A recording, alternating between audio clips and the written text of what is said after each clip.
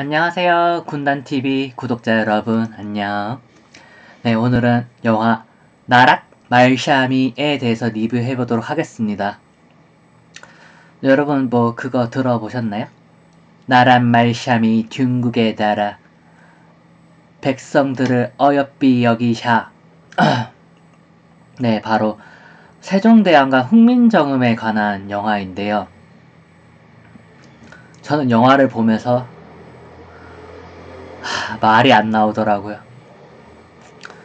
이게 공부를 조금만 하신 분들이면 이제 이 영화가 역사 왜곡이 심하다라는 사실을 금방 알 수가 있어요.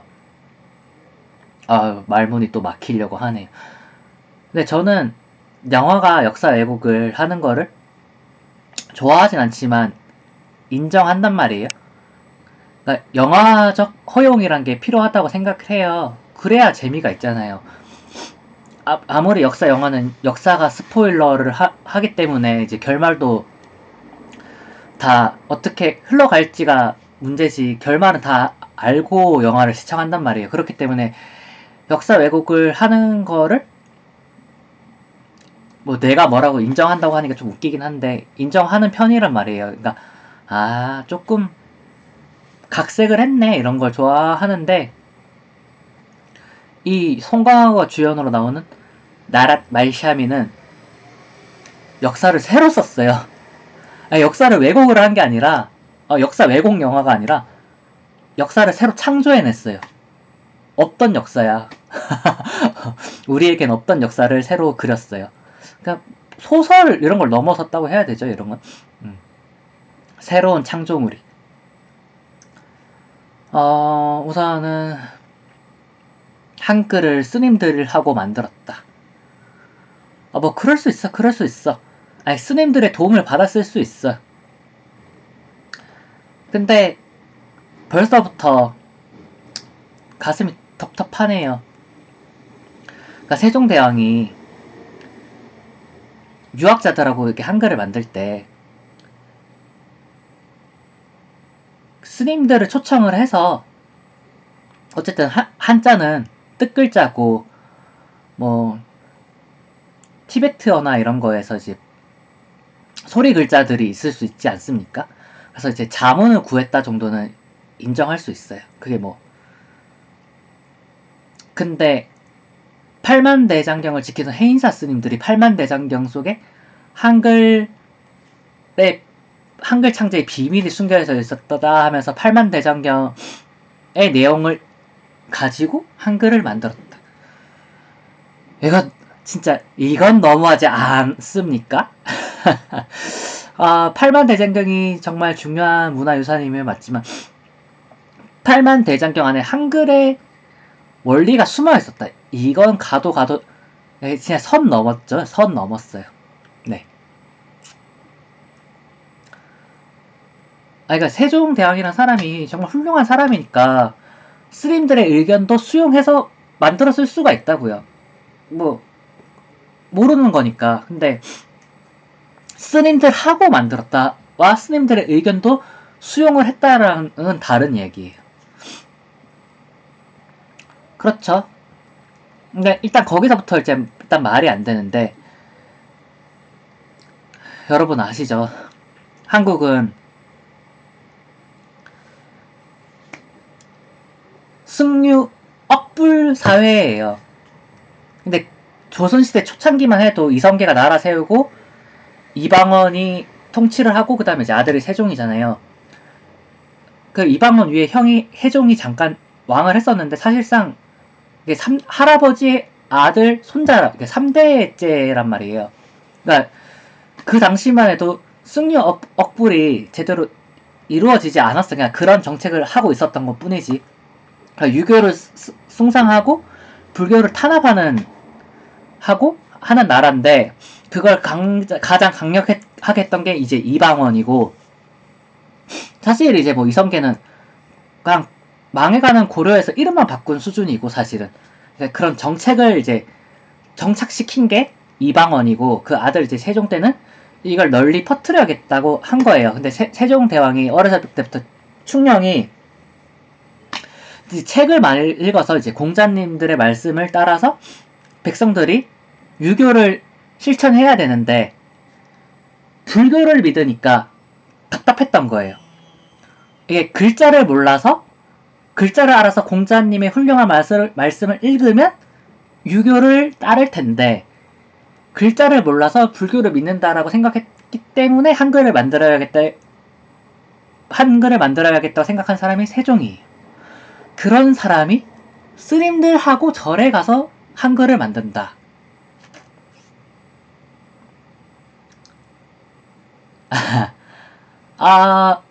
굉장히 큰 모순이 생기죠.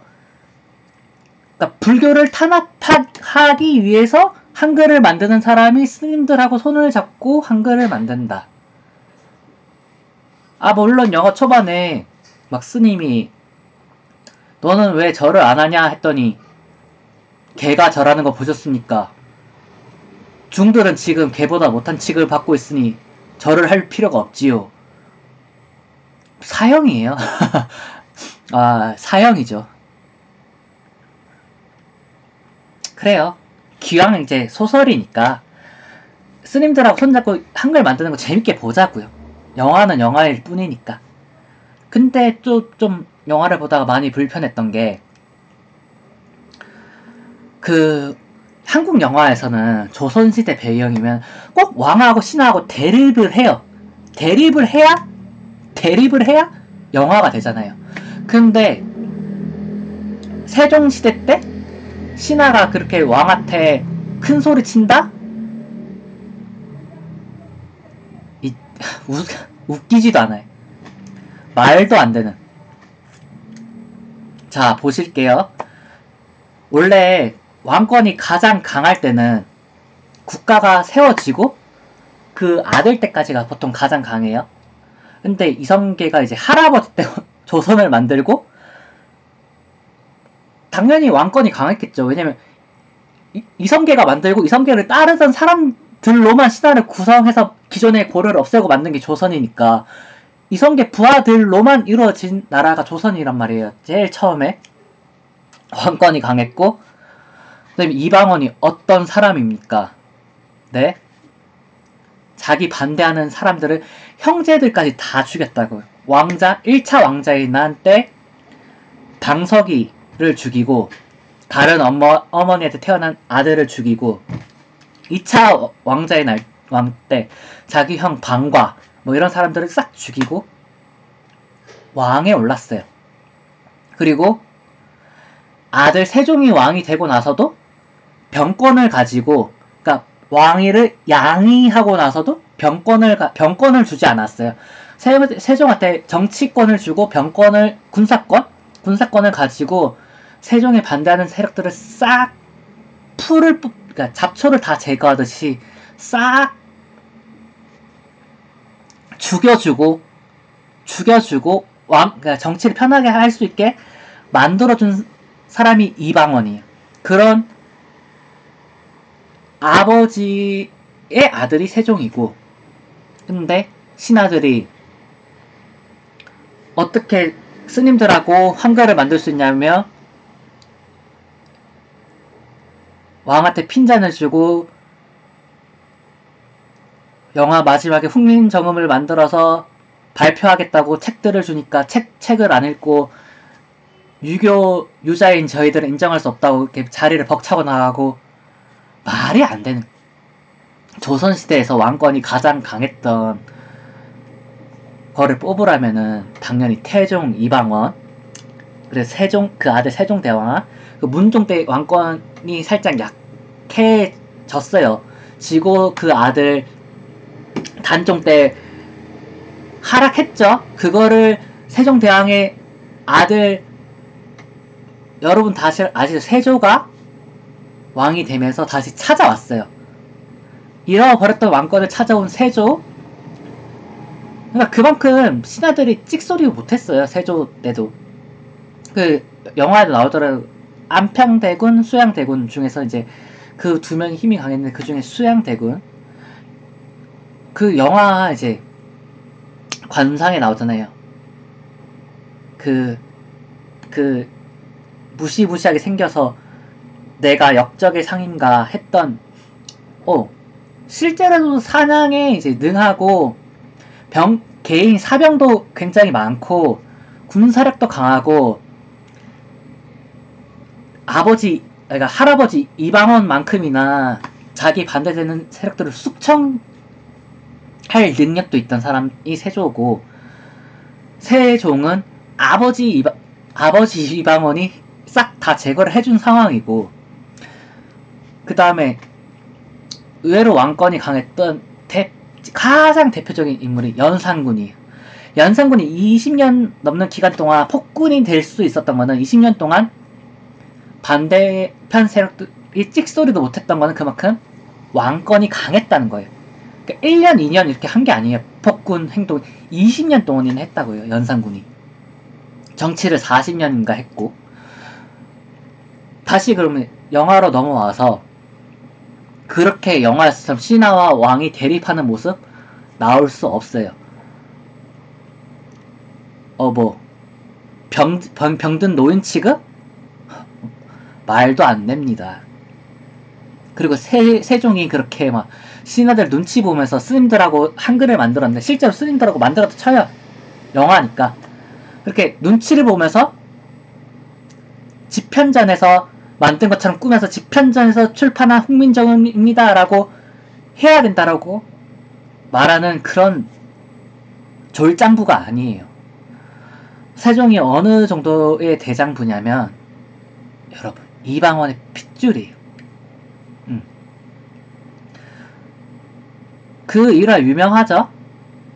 자기 호위무사한테 이방원의 길을 막아서자 이방원이 비켜라 하니까, 당시에 이제 세자였나요? 세자였던 충녕대군이 앞을 가로막으며 아버지 이방원한테 말하죠.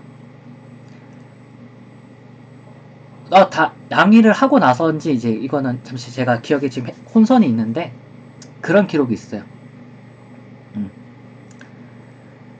나를 해하려는 자, 그가 누가 됐든 그의 목을 쳐라 라고 호위무사에게 명하는 장면이 있는데, 그 목을 치라고 명한 주체가 이방원이에요. 자기 호위무사에게 나를 해하려는 자, 그 호위무사를 세종한테 양도해준 거는 태종이고요. 그치, 여러분 아는 그 사람이에요. 무휴. 조선 제일검 드라마에서도 많이 나오는, 혼자서 백인의 검사를 상대할 수 있다는 그 무사. 이게 드라마 속이라서 과장된 게 없지 않아 있는데, 실제로도 그런 명을 했다는 이제 기록이 있는 거예요. 그렇게 이제 강단 있는 왕이 영화에서 너무 찌질한 왕으로 묘사되잖아요. 영화 감독님, 이건 아니에요. 아무리 신하 왕이 대립을 해야 이게 영화가 재밌는 건 알겠어요. 근데 아니, 왕권이 가장 강했던 세종한테 그렇게 이렇게 막 개길 수 있는, 신하들이 개길 수 있는 시대가 아니라니까요. 아니, 애초에 그래, 그 해인사 스님들하고 팔만 대장경 보면서 만든 것부터가 조금 너무 영화치고도 너무 많이 간 건 맞는데,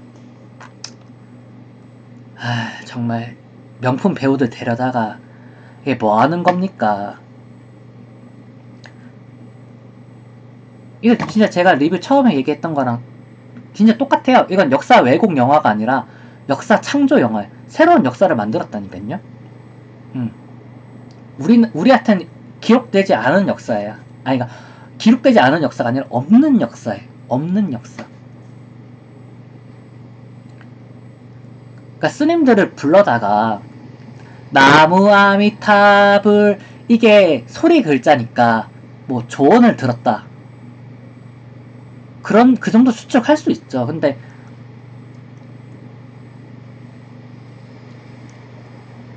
팔만대장경에 한글의 원리가 숨어있, 이거는 조금 너무 갔어. 그건 아닌 것 같아요. 영화 나란 말샤미 리뷰 여기까지 할게요. 보면 그냥 국민적인 이야기가 아니라고 생각하고 보면 재미는 있어요. 1시간 40분 빨리 가고요. 뭐 정말 휴일에 할 거 없을 때 정말 이런 것도 영화라고 만들 수 있구나. 정말 대한민국은 표현의 자유가 보장되는 좋은 나라구나 라는 걸 느끼고 싶으면 한번 보세요. 안녕.